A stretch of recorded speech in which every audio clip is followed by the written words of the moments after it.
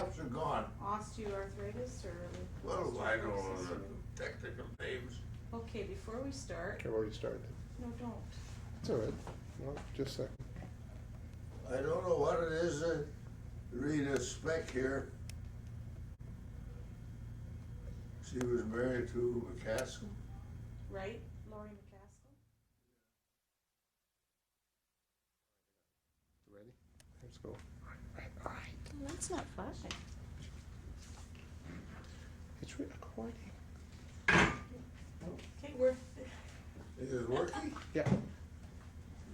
we're here on, in the Gladstone Hospital on Dad's birthday, June 21st, 2003.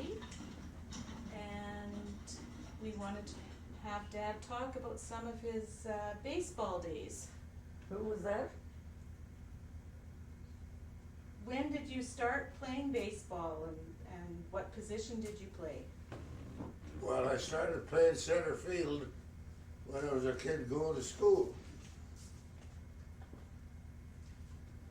And the first real baseball that I've forgotten it so long ago was there was a fella at Minnedosa by the name of they have the You better. pool room now and a banquet hall in Neepawa. What's the name of that fella at Neepawa that has a big banquet hall? I'm not sure. I couldn't tell you. Well, anyway, it was junior baseball, school baseball, and he had a fellow with him was a boxer, K.O. Sahan. Remember, we went up there to Minnedosa one time to play ball against 12, probably 13-year-olds, and from then on it just gradually went on to graduate into what they called it those days the seniors, and we devoted most of our ball was devoted from then on in tournaments. But in the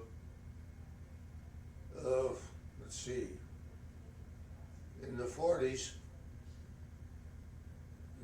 in the late 40s or the early 40s, and when the war broke out, there was a lot of these ball teams broke up, and fellas went to join the army, but we carried on for those 5 years with what we had left at home.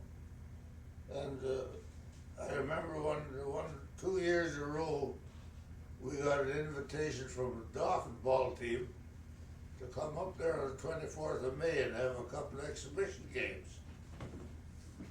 And of course, one thing led to another, and back in 37, I went out to Vancouver. I had an invitation from a fellow Julius Horvath, used to have a store in Gladstone, and he had been around a little bit, and he coached our team for a while, and he knew the sports editor of the Vancouver province. And when I told him I wanted to go to Vancouver, see if I could get on a ball team, he gave me a letter of recommendation to give to this Mr. Finley. And I went out, and that was in 1937. And I was there for, I stayed with an old lady from Gladstone here, Mrs. Farney, who had a son, became a doctor, and he was the first white baby born in Gladstone. Dr. Farney, he lived to be past 100 years old. He was just died here a few years ago. But anyway, I went to see this Mr. Finley. He introduced me to a coach of one of the commercial leagues in the city of Vancouver. And so I went out for 2 or 3 weeks practicing with him. He would never let me pitch a ball though, and I'd been playing ball for, 4 or 5 years. Used to pitch it to a catcher. And he wouldn't never let me throw a ball to a catcher. They played ball when they practiced pitching. They just had a big net and gave you a pail of baseballs. You went out to the pitcher's mound and you threw to a batter. And then the net stopped all the balls. You didn't have to chase them. But of course, the batter is taught not to hit at a ball. So of course, I couldn't throw a ball over the plate because I couldn't see it. I was used to having a target, like a catcher. So he never gave me a chance to play ball. And anyway, there was a team of Negroes came to town. And they picked the all-star team of this commercial league in Vancouver to play this colored team, which they were called the Gilgerson's Colored Giants. And as I sit here this afternoon, and Satchel Paige, if you know anything about baseball, Satchel Paige was a terrifically pitcher. But it was before they allowed blacks to play in the major leagues. So they had this team traveling around. Well, they just made monkeys out of this team that were sitting. I was sitting on the bench watching this, watch. And these guys that they had for pitchers there in that league couldn't carry water for me the worst day I ever had. So anyway, I was pretty bad. And I had a uniform on with this team's uniform on, and they played this Gilgerson's Colored Giants and got the heck beat out of me. And I'm pretty sure Satchel Paige was with him, and he pitched barefooted. He was barefooted. And, they just, well, you had to be there to see it to believe it. So these guys had first baseman catch a ball behind his back or anywhere. So anyway, they got the heck beat out of them. The team that I was with, when it was finished, the fellas come up to me, the coach, and gave me $2. And he said, well, thanks for being here. And I said, thank you very much for letting me be here. I said, you can take this ball team and shove it where it didn't get sunburnt or frostbitten. And I said, I left, I walked out, never went back. Well, then when a brother had an accident at home, and I finally came back home, and I've been here ever since. But later on in playing ball, when I went to a few years ago, they had an induction over the Hall of Fame in Nipoa, and my oldest son took me up. It cost us $40 a piece to go to that, and I watched people get inducted into the Hall of Fame that I played against for years and beat continuously. But I didn't make the Hall of Fame. In fact, they wouldn't even listen to me. I had a fella here, Bob Watson Gillespie, that tried to introduce me and get me into the Hall of Fame, but never had a chance to interview anybody. But anyway, doesn't mean anything. But I noticed that this meeting at Nipoa, that there was a fellow there I played lots of games against, was inducted that same year into the Hall of Fame. He had died in the meantime, or he wasn't dead, but he was sick, and his daughter accepted his award. But anyway, that was a fellow from Arden, and we won the Arden tournament 3 years in a row. And I was pitching against this fellow that got inducted. And this team, then he moved from Arden. They played with a team that was inducted, kind of honorable mention that year at Nipoa, a few years back.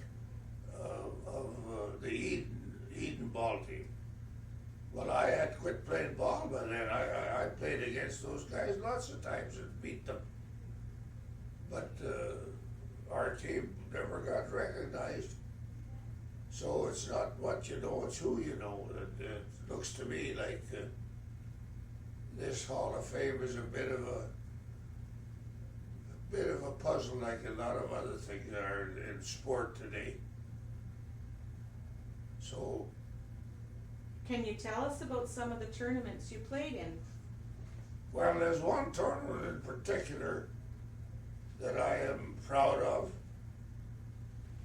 And of course, there's one man I used to play ball with quite a bit, left alive, that I played ball with a lot.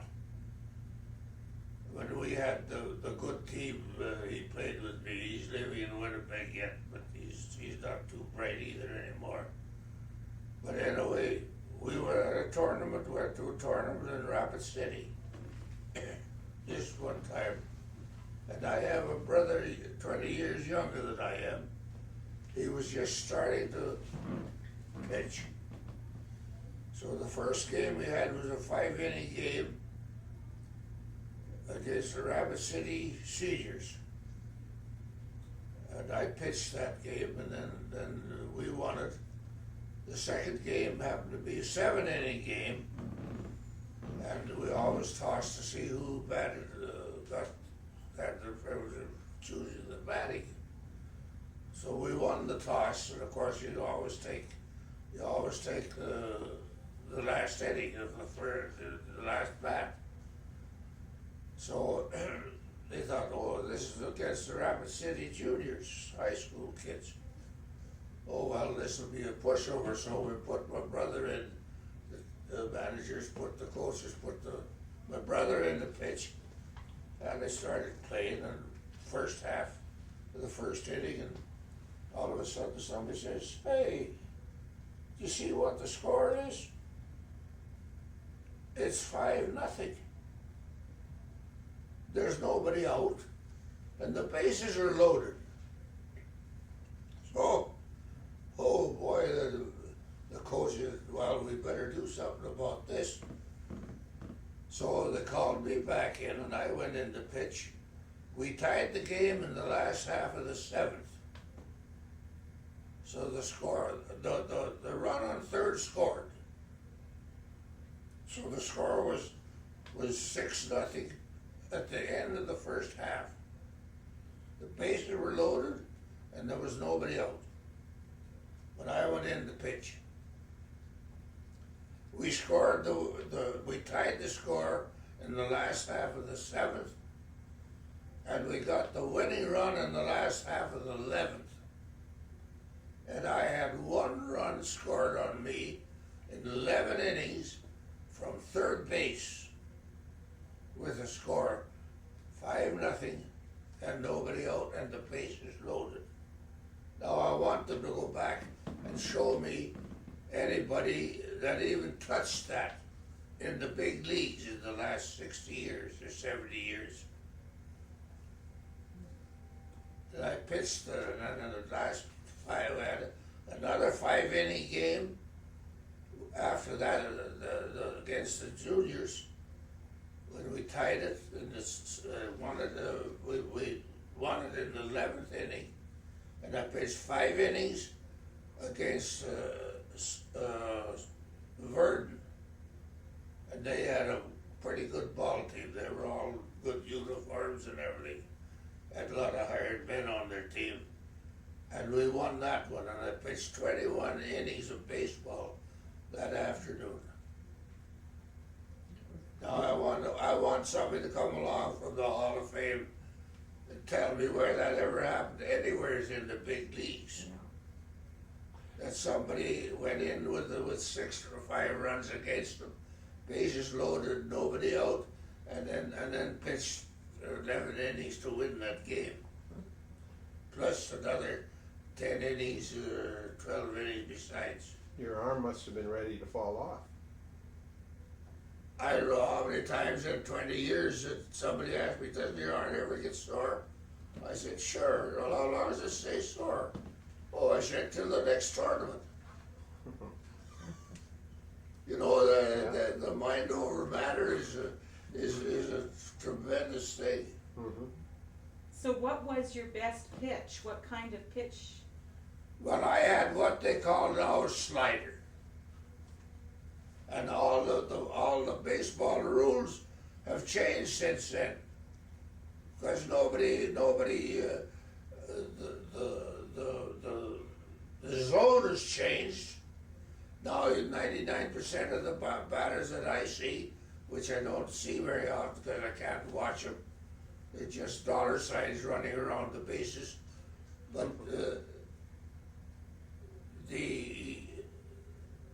the rules have changed and everybody's batting up now, trying to knock home runs. See, and these guys are hitting balls that are jammed on the ground when they get in there, eh? Everybody's swinging this way. Golfing the ball. Eh? They're golfing the ball. Golfing the ball, yeah, they're trying to get it up in the air, see? And them long balls go over the fence, you see, they're home runs. Right. And if anybody is still alive, when the year that Babe Ruth got $200,000 or something like that, Christ, the baseball world went crazy. Mm-hmm. At a $200,000 salary, which he was the first man that ever got that kind of a salary. Right. Now they're paying $10 million. They wonder why sports gone to pot. Mm-hmm. It's time the people that are running these sports things and doing these Hall of Fame things come down to earth and started working for ability, not for how many wins you've had, but how good you were. So what is an outslider? Eh? What is an outslider? That is a ball that goes away from you. Okay. But that depends on the batter. 1-1 for a left-hand batter, that would be a right-hand batter's opposite. Okay. Right and left, eh? In and out. Yeah. You change from one side to the other, so you're altogether, the ball goes a different direction. And if you're talking like golf today, Mm-hmm. golf is laid out for right-handers. All golf courses are laid out to benefit right-handers. Mm-hmm. Being a left-hander, I know that. Well, all right, because the out of bounds are against the left-handers. You see, Mhm. if you slice, which is the most common ball Right. in all golfers, is slicing. And so if you don't slice, it doesn't matter. Right. But the golf courses are laid out for right-handers. So if you slice, you're away from out of bounds. Mm-hmm. And the fences are always behind you. So what kind of a batter were you when you played? Were you good? Me? Yeah, did you do, were you I a was good hitter? never a good batter, but not very many pitchers are No, good batters. I understand that. I just wondered if you were a good batter or. No, I wasn't in fact, I hit so seldom, I hardly ever, when I did hit, I hardly made it to first base because I got over being stunned. Hitting the ball, but at that time it was too damn late to start running. So, That's the how kind many of of a your- batter I was. how many of your brothers did you play with on the senior team? Well, it's like I've talked about it in Vancouver. Tom would have been not a bad ball player. Yeah, but no, but your Your brothers. brothers. Your brothers. How many did you get to play with? Well, Oscar played a little bit, but Art was Carl was a hell of a good ball player. Was he? The best third baseman we ever had. Okay. He could throw a ball from third to home plate without even standing up. Well, did Art play? Art Yeah, he was a pitcher, wasn't he? was a pitcher, yeah. But he did most of his playing after I quit. Okay, and He got pretty good towards the last, but he always played with a good ball team. what about Oscar? Oscar wasn't crazy about it. Oh, what position did he play when he played, though? Well, he never played enough to even form a position. Okay. And you said Bob played? Well, Bob got to be a pretty fair pitcher too. Okay. But that again was after I quit, you see. Okay, so which one of the three of you then, Bob, Art, or yourself, was the better of the batters? And Carl, I guess. Which one was the Oh, I better would batter? say maybe, well, Oscar never played enough to form an Right. opinion, but Art wasn't too bad. And what about Carl? Carl was a good batter, He was, eh? yeah. Okay. And how long did you get to play on the same team with Carl? Carl, Yeah. I think he only played the year before he went overseas. Oh, okay. That's when we had the good team because, see, he was in Boston Bar. No, he wasn't in Boston Bar when he went overseas. He was working in Winnipeg. He was working for the railway All right. when he joined up. So What was your best season? Hey, How many tournaments did you actually win with the teams you were on? me? Yeah, How would I know? Or do you 20 remember? years? 20 years? So I was gonna say, like, when did you start playing with the senior team? 1 year we only lost one game, Oh, yeah. and that was at home here. and did you pitch pretty well all the time? Oh no, we had other. You can't pitch that way all the time. No.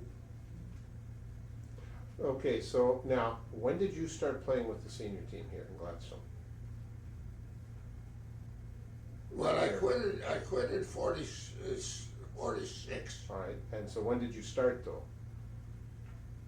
I went back to when I was 12 years old. No, when did you start playing just senior ball with the senior men's team? Oh, I have no idea.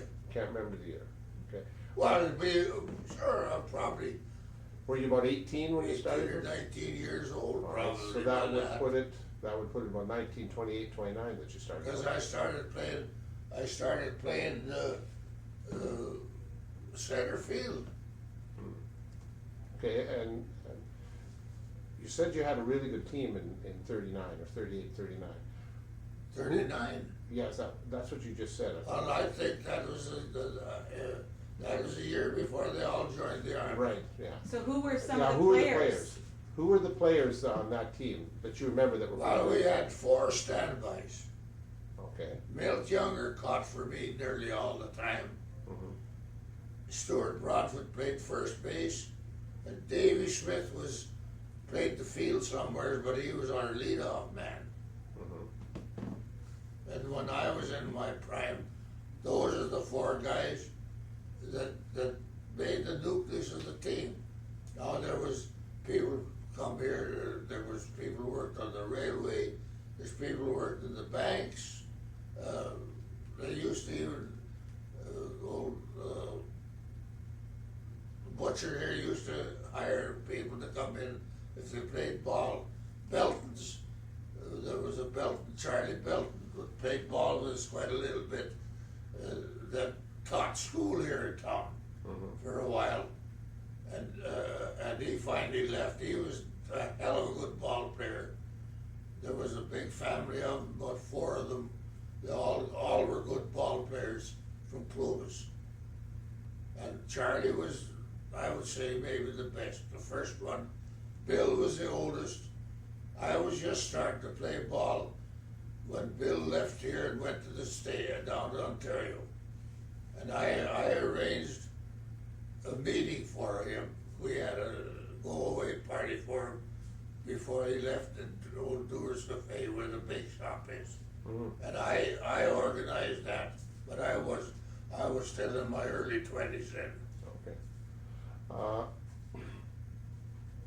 Now, those were the good players that you remember. What about? Those were the nucleus of our nucleus team. of- Now, I mean, And you had lots of players that came in and out as they moved in and out of town. oh, well, yeah, because if there was a fella worked in the bank that played ball, he was off every Wednesday afternoon. Right. All the little towns closed down on Wednesdays. Okay. And every week one of them had a tournament Okay. for about 2 months, say June and July. Right. That was when most of the tournaments were played then. That's when most of the tournaments Yeah. were played. So you weren't in a league as such. You were a tournament team. Oh yeah, we used to travel back and forth and play. Oh, did you? Nicoa, Plumas, we'd go to as far as Burnie, Oh, yeah, okay. Was Arden in your league? Westford, Arden, well, we kind of a feud there for a while with Arden. Oh, yeah. Because I knew I was going to say, today we will talk a little bit, this Mel McGorman that got into the Hall of Fame, I would say his mother and dad never missed a game at a tournament that I was ever at with him when we were there, that his mother and dad weren't there. Mhm. There was him and his brother Gordon caught for him. And my dad never saw me ever play a game, I don't think. Really? Who were some of the best players that you played against, ones that you remember? You keep mentioning Mel McGorman. Who would be some of the others that you Well, remember? Mel was a pitcher. Yeah, See, so they're a different category.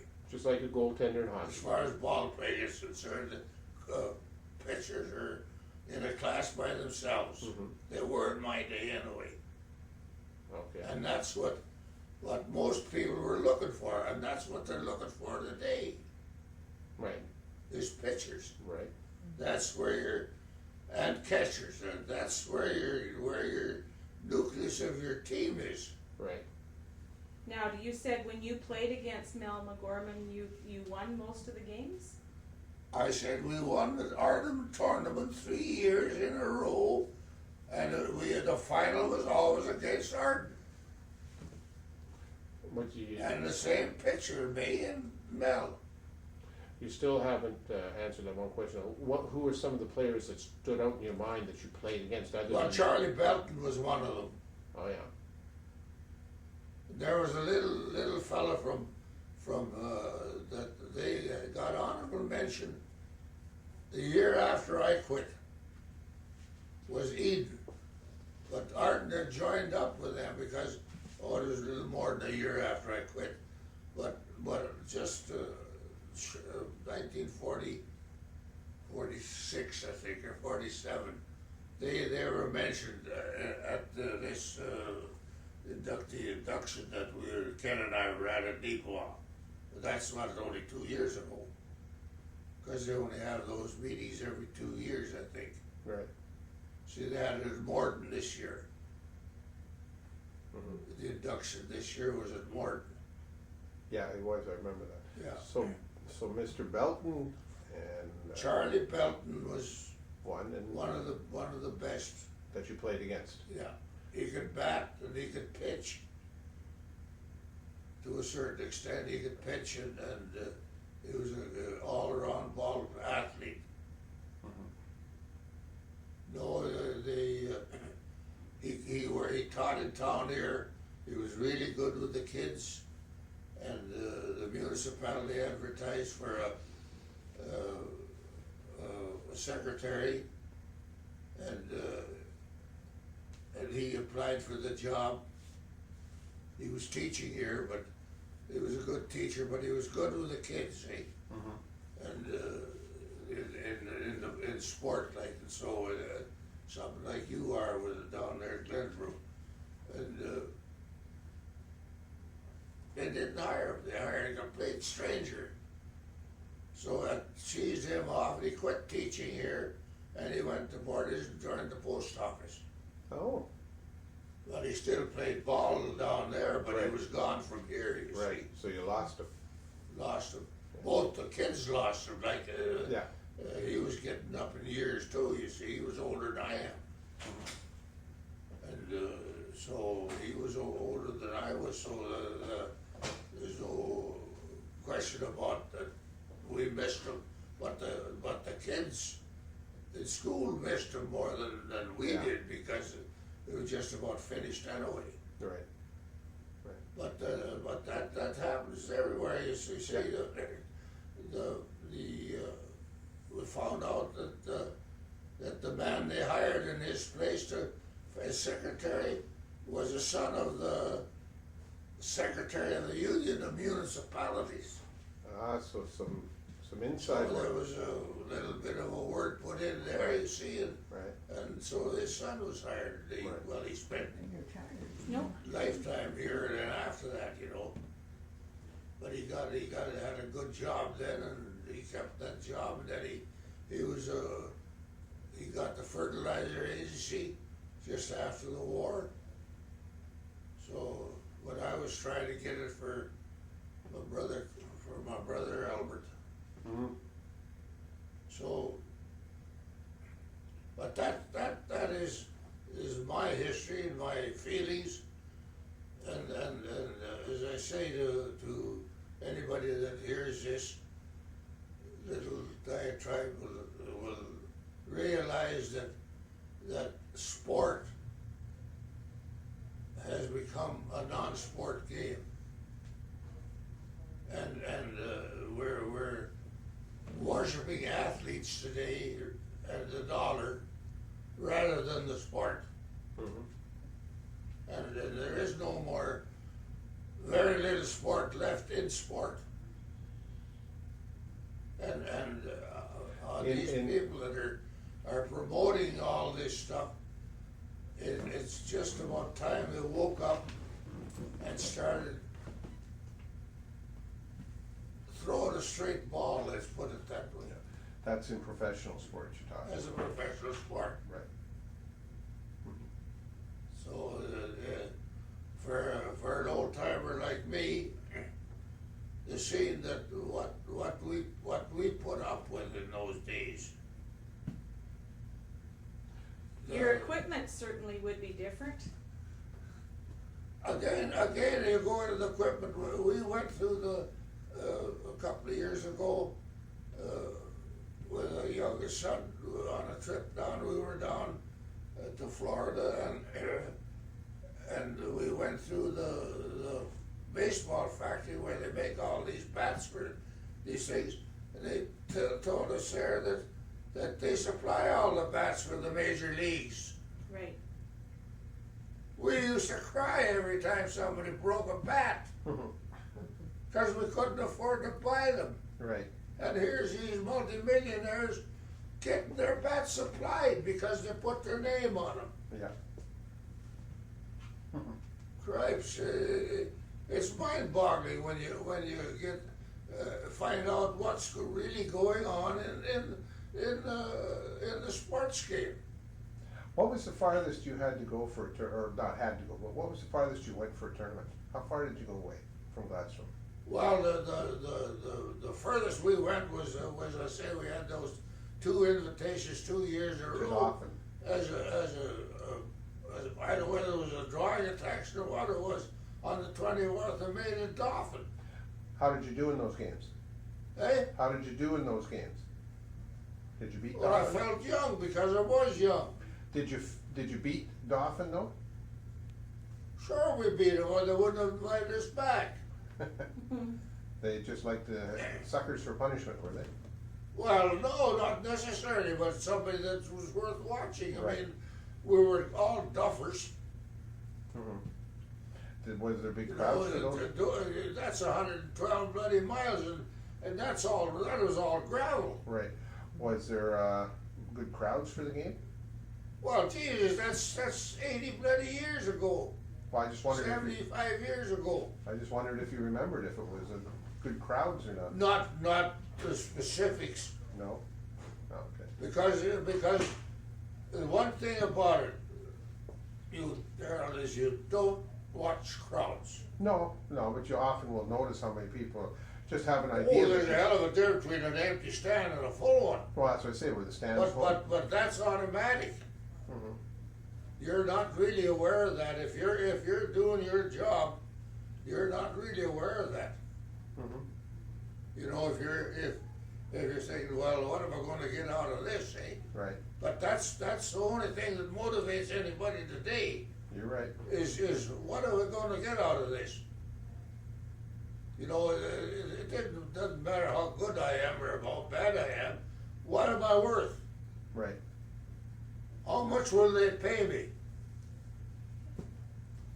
Sure, well, I don't want to mention names or anything, but when I see some of these programs and where they're worshiping these athletes and bragging about their $10 million salaries, and think of the poor sucker that's paying the money to go and watch them. Mm-hmm. Or what, well, the rest of us who have no choice, watch a television set, but somebody else pays for that, but we pay for it in our groceries.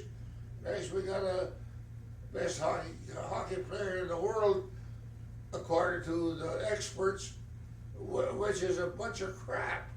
Okay, I wanna hear, do you have any more stories of your playing? Yeah. Hey, Do you have any more stories of your playing? When you well, played this baseball. is my time. No, you're playing. Of Stories. do you have any more stories of your actual Of playing? when you played. Well, one story tells them all. You're generally, you're speaking, it's hard for me to talk to somebody about sport in my day because they can't understand it. Mm-hmm. Well, I have no clue what was interested, because the one story that I gotta tell you. I had an interview here quite a long time ago about baseball too. There was a little bit of baseball, and Mrs. Dave Smith. On this interview, to the interview, I made this statement. I said, I think Mrs. Smith hated me because I was around there every Wednesday and took her son away to a ball game, her husband away to a ball tournament, and she had to milk all the cows, and they milked quite a few cows, and so she had to milk all the cows while he was away. And I heard afterwards one night, this Davy Smith was the fellow that we always had lead-off batter, and Milt Younger was a catcher for all those years, and they were visiting, the Youngers were visiting Smith one night, and they bought one of these tapes. You got one of them. Mm-hmm. Yeah. They bought one of these tapes, and they were playing it this night, and when they came to the part where I said about Mrs. Smith hating me, she wouldn't talk to me all the time we were playing ball, and they said that she had a real good laugh while the Youngers were there, eh? Mm-hmm. Well, I mentioned it to her when I went into the Centennial there, because she was living there then, eh? Right. About it, and she laughed, had a good laugh, and we used to visit good there, but she never did that while we were playing ball. You were a You know, that is a part of what it was like in those days. Right. Somebody had to push it. Right. Yeah. You know, that's about all I can say is I watched the baseball played it for 20 years and watched it for 40. Right. And there isn't any more sport in my books. So all my stories would be self-related, because I read about in this Hall of Fame business of guys that were in the Hall of Fame. I played ball against them, most of them. Right. Because you gotta go back 70 bloody years. Right. And if you go back 70 years, there's damn little records go back further Right. than that, eh? Right. And not good records. Or who still has records that far back. That's why I can't prove a thing because the ball club I belong to is long dead and gone. The Right. books are probably long dead and gone. Mm-hmm. And so how am I gonna prove how good I was? Yeah. Pretty hard for you to do. There was a fellow named Watt told me one time that he had, Dick McKenzie had a record of every ball game he ever umpired. And he was an umpire for years and years. Right. Now, if he kept that record, then there's information every ball team that played in Western Canada Mm-hmm. in that book, because if he had the teams that played, who won, how many times a guy went out, all the rest of it, it's all there. Right. Where do you think that book might be? Hey, Where do you think that book might be? he told me one time himself, Dick McKenzie, that he had this record of his own tournaments that he was at, that he umpired, Right. and he was at hundreds of them. Where do you think that book ended up? I think his wife is still alive, and I have a notion that they may have that at Morton, who knows, in their Hall of Fame record. Mm-hmm. They'll probably do. Yeah, they probably That, do. if he had a print of it, they would sure as heck snaffle onto it. I don't know whether Jim Small he was quite interested in those things, whether he might know. Now, who is Jim Why? Small? Huh? Who is Jim Small? Jack's? Who is Jim Small? Well, his dad was on the section here one time, but he's been in Nepal for the last, oh hell, he's 80 years old, or pretty close to 80 years old now. But Betty Careford boarded at their place when she was teaching at Clovis. So you know how long ago that would be. Right.